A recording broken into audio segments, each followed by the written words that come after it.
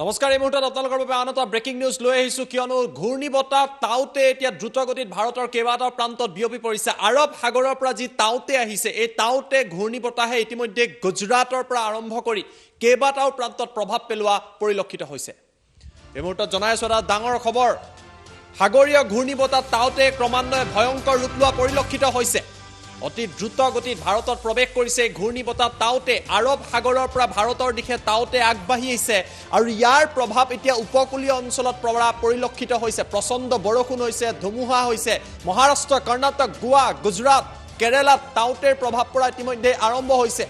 ঘণ্টাত 170 কিলোমিটাৰ পৰ্যন্ত এই ধুমুহা আহিব পাৰে। ইতিমধ্যে এই ধুমুহাই গতি লৈছে আৰু ইয়াৰ পাছতে হাই এলাৰ্ট জাৰি কৰা হৈছে। এই তাউতেৰ ফলত এতিয়ালৈকে 6 গৰাকীকৈ লোকৰ মৃত্যু হৈছে। গোৱাত 2 গৰাকী, কৰ্ণাটকত 4 গৰাকী লোকৰ মৃত্যু হৈছে আৰু গোৱা অভিমুখী সকলোবিলাক বিমান সেৱা এই মুহূৰ্তত স্থগিত কৰা হৈছে। ভাৰতত বৰ্তমান সময়ত ঘূৰ্ণীবতাহ তাউতে ভয়ংকৰ ৰূপ ধাৰণ কৰিছে। মহাৰাষ্ট্ৰ, গোৱাতো একেই পৰিৱেশ দেখিবলৈ পোৱা গৈছে আৰু শক্তিশালী হৈ পৰিছে এই সাগৰীয় ধুমুহা, সাগৰীয় ঘূৰ্ণীবতাহ তাউতে। আৰু আজি মাজনিশালৈ গুজৰাটতো এই তাউতে খুন্দা মাৰিব আৰু ইয়াক লৈ ইতিমধ্যে হাই এলাৰ্ট জাৰি কৰা হৈছে বতৰ বিজ্ঞান কেন্দ্ৰৰ পৰা, ভাৰত চৰকাৰৰ তৰফৰ পৰা। আমি আপোনালোকক এই মুহূৰ্তত দৃশ্যাংশ দেখুৱাম। আমাৰ লগত কেইবাটাও দৃশ্যাংশ আহি পৰিছে, যি দৃশ্য অতিকৈ উদ্বেগজনক। আমি এম্বিয়েন্সৰ সহায়ত আপোনালোকক প্ৰথমটো দৃশ্যাংশ দেখুৱাইছোঁ। সাগৰীয় ঘূৰ্ণীবতাহ তাউতেৰ ভয়ংকৰ ৰূপ। এইদৰে এতিয়া প্ৰবল গতিত বতাহ বোৱা আৰম্ভ হৈছে সাগৰীয় অঞ্চলত, বিশেষকৈ গুজৰাটত এই দৃশ্য দেখিবলৈ পোৱা গৈছে। মহাৰাষ্ট্ৰ, গোৱা, কৰ্ণাটক, আন এটা দৃশ্য দেখুৱাইছোঁ। তাউতেৰ প্ৰভাৱ পৰা আৰম্ভ হৈছে, প্ৰবল বৃষ্টিপাত হৈছে আৰু এনেকুৱা দৃশ্য এই মুহূৰ্তত দেখিবলৈ পোৱা গৈছে। হাই এলাৰ্ট জাৰি কৰা হৈছে। NDRFৰ টীম সাজু হৈ আছে আৰু এই সাগৰৰ ঢৌ দেখিবলৈ পোৱা গৈছে কেইবাটাও ৰত্নাগিৰি অঞ্চলত। মহাৰাষ্ট্ৰৰ ৰত্নাগিৰিত দেখিবলৈ পোৱা গৈছে, উপকূলীয় অঞ্চলত দেখিবলৈ পোৱা গৈছে। আৰৱ সাগৰৰ পৰা এই ঘূৰ্ণীবতাহ তাউতে দ্ৰুতগতিত আগবাঢ়িছে।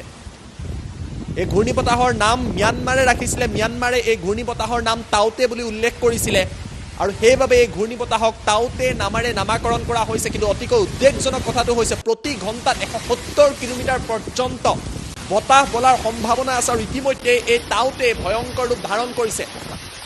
এই দৃশ্য চাওক, মহাৰাষ্ট্ৰৰ গোৱাত কি এক পৰিৱেশৰ সূচনা হৈছে, কিমান প্ৰবল গতিত বতাহ বৈছে এই মুহূৰ্তত। এইসমূহ দৃশ্যাংশ ঘূৰ্ণীবতাহ তাউতে প্ৰকৃতিৰ এক প্ৰকাৰৰ ভয়ংকৰ ৰূপ বুলি ক'ব লাগিব। NDRFৰ টীম সাজু হৈ আছে। আজি প্ৰধানমন্ত্ৰী, গৃহমন্ত্ৰীয়ে বৈঠক কৰিছে। মহাৰাষ্ট্ৰত হাই এলাৰ্ট, গোৱাত হাই এলাৰ্ট, কৰ্ণাটকত হাই এলাৰ্ট, কেৰালাত হাই এলাৰ্ট জাৰি কৰা হৈছে। এই তাউতেৰ বাবে লোকসকলক সাৱধান হৈ থাকিবলৈ আহ্বান কৰা হৈছে। কেইবাটাও প্ৰান্তত মানুহক ইভাকুৱেট কৰা হৈছে, বিশেষকৈ মাছমৰীয়াসকল যাতে উভতি আহে তাৰ বাবে আহ্বান জনোৱা হৈছে।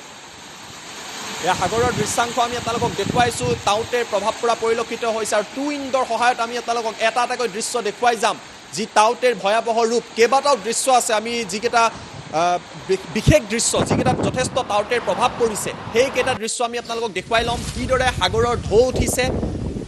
এই তাউতে নিশাৰ ভাগলৈ অনাগত 2টা দিনত আৰু শক্তিশালী হোৱাৰ সম্ভাৱনা আছে আৰু বতৰ বিজ্ঞান কেন্দ্ৰই ইতিমধ্যে সতৰ্কতা জাৰি কৰিছে। বিশেষকৈ মহাৰাষ্ট্ৰ, গোৱা, কৰ্ণাটক, গুজৰাট, কেৰালা আদি প্ৰান্তত তাউতে ভয়ংকৰ ৰূপ ধাৰণ কৰা পৰিলক্ষিত হৈছে। প্ৰবল বৃষ্টিপাত, ধুমুহা, বতাহ, বৰষুণ, সাগৰৰ পানী সোমাই আহিছে কেইবাটাও প্ৰান্তত। উপকূলীয় অঞ্চলত সাগৰৰ পানী সোমাই আহিছে। গোৱাৰ দৃশ্যাংশ আমি আপোনালোকক দেখুৱাইছোঁ। গোৱাটো দেখিবলৈ পোৱা গৈছে, সাগৰৰ পানী প্ৰৱেশ কৰিছে কেইবাটাও প্ৰান্তত। গুজৰাটৰ দৃশ্য দেখুৱাইছোঁ আমি আপোনালোকক। মহাৰাষ্ট্ৰৰ ৰত্নাগিৰিৰ দৃশ্যাংশ দেখুৱাইছোঁ আৰু এইদৰে সাগৰৰ ঢৌ পৰিলক্ষিত হৈছে।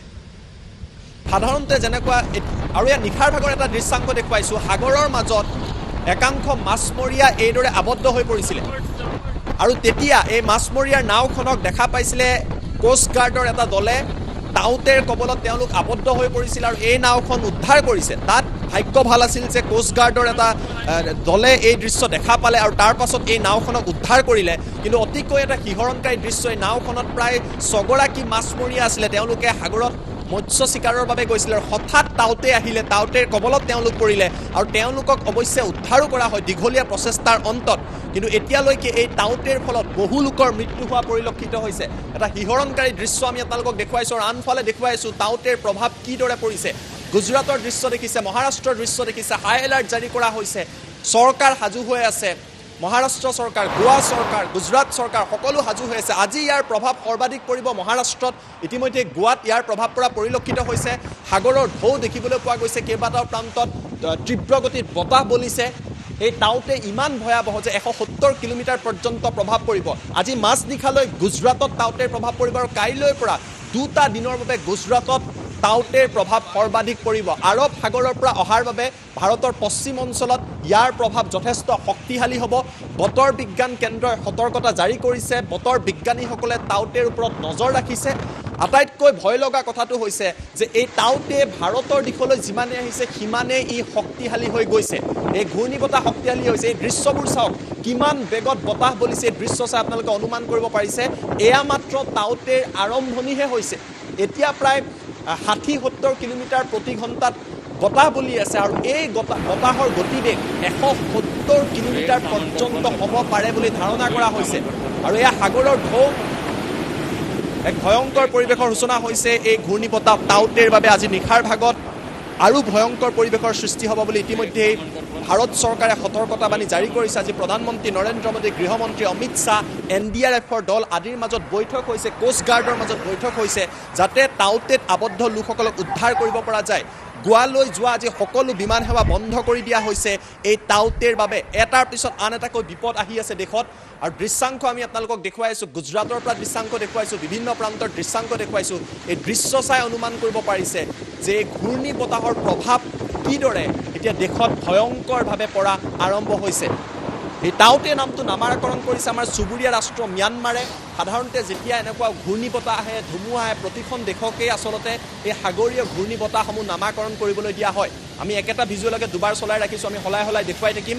টাউতে নামটো ম্যানমাৰে ধাৰণা কৰিছে আৰু তাৰ পাছৰ দৃশ্যাংক চাওক, কিমান এই শক্তিশালী টাউতে। এইদৰে সাগৰৰ ঢৌ উঠা আৰম্ভ হৈছে। এয়া মাত্ৰ আৰম্ভণি হৈছে।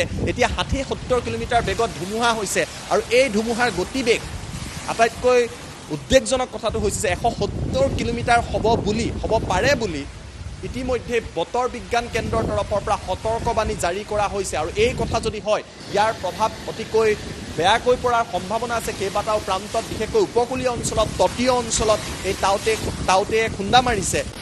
আৰু তাৰ পিছৰ প্ৰতিচ্ছবি আমি আপোনালোকক দেখুৱাইছোঁ। আমি আটাইকেইটা দৃশ্যাংশ যিমান আছে আমি আপোনালোকক দেখুৱাই যাম কি এক পৰিৱেশৰ সূচনা হৈছে। দৃশ্য চাই অনুমান কৰিব পাৰিছে যে সাগৰীয় ধুমুহা টাউতেৰ এয়া ভয়াৱহ ৰূপ।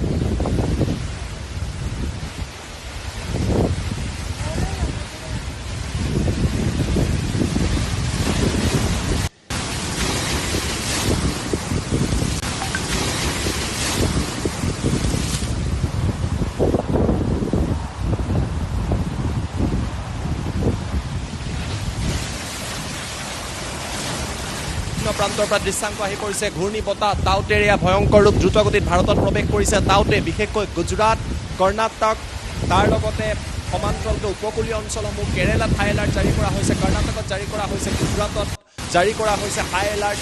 গোৱাত ইতিমধ্যে টাউতে যথেষ্ট ভয়ংকৰ ৰূপ লৈছে। 6গৰাকীকৈ লোকৰ মৃত্যু হৈছে কৰ্ণাটক আৰু গোৱাত মিলাই। গতিকে এই ঘূৰ্ণী বতাহ অনাগত সময়ত 2-3টা দিনত ইয়াৰ ইণ্টেনচিটি, ইয়াৰ যি শক্তি সেয়া বৃদ্ধি পাব। তাৰ বাবে হাই এলাৰ্ট জাৰি কৰা হৈছে। এটাৰ পিছত আন এটাকৈ বিপদ এতিয়া এই মুহূৰ্তত পৃথিৱীলৈ আহি আছে, ভাৰতলৈ আহি আছে। কৰোনা মহামাৰীৰ মাজতে এয়া টাউতেৰ ভয়াৱহ ৰূপ। কিমান ওপৰলৈকে সাগৰৰ ঢৌ উঠিছে।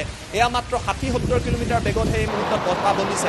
আৰু কিবা কাৰণত যদি 170 কিলোমিটাৰৰ যি ধাৰণা কৰা হৈছে, 170-180 কিলোমিটাৰ প্ৰতি ঘণ্টাত বেগত বলিব, তেতিয়া হয়তো পৰিৱেশ অতিকৈ ভয়ংকৰ হ'ব।